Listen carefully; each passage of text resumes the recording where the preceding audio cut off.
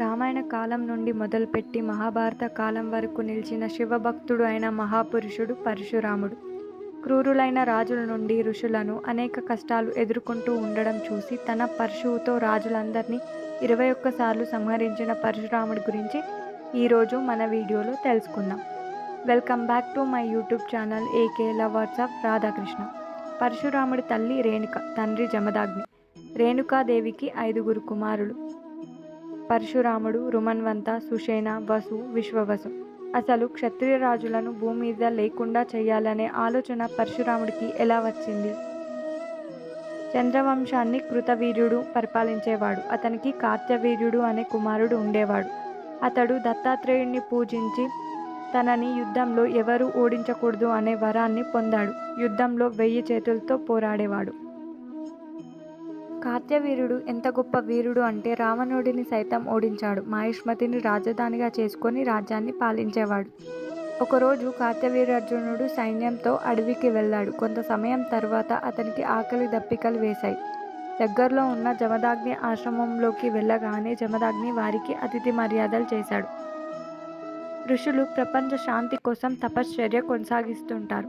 దానికోసం స్వర్గాధిపతి అయిన ఇంద్రుడు కామధేనును పంపి సహకరించాడు.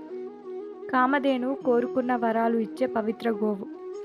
జమదాగ్ని రాజుకి ఇచ్చే ఆతిథ్యంలో ఏ లోటు రాకుండా చూసుకున్నాడు.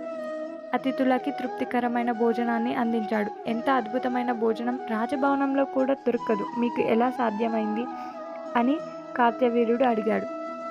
ఇదంతా ఇంద్రుడు ప్రసాదించిన కామధేను అనే గోవు వల్లే సాధ్యమైంది అని జమదాగ్ని చెప్పాడు. ఇలాంటి గోవు రాజభవనంలో ఉండడం అత్యంత అవసరం. నేను మీకు కావలసినంత భూమిని, ధనాన్ని ఇస్తాను.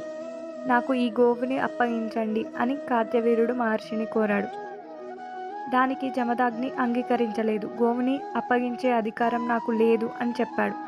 మహారాజు కోపంతో కామధేనును బలవంతంగా రాజ్యానికి తీసుకెళ్లాడు. ఆ సమయంలో పరశురాముడు అడవి నుండి తిరిగి ఆశ్రమానికి రాగానే జరిగిన విషయం తెలుసుకొని కోపంతో రాజు మీదకి యుద్ధానికి వెళ్ళాడు.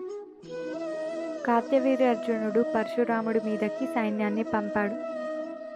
వారందరినీ పరశురాముడు ఒక్క వేటుతో నరికివేశాడు. చివరికి కార్త్యవీర్యుడే పరశురాముడితో యుద్ధం చేయడానికి వచ్చాడు. వాళ్ళిద్దరి మధ్య భీకర యుద్ధం జరిగింది. పరశురాముడు కార్త్యవీర్యుడిని 1000 చేతులు ఖండించి చివరికి చంపేశాడు.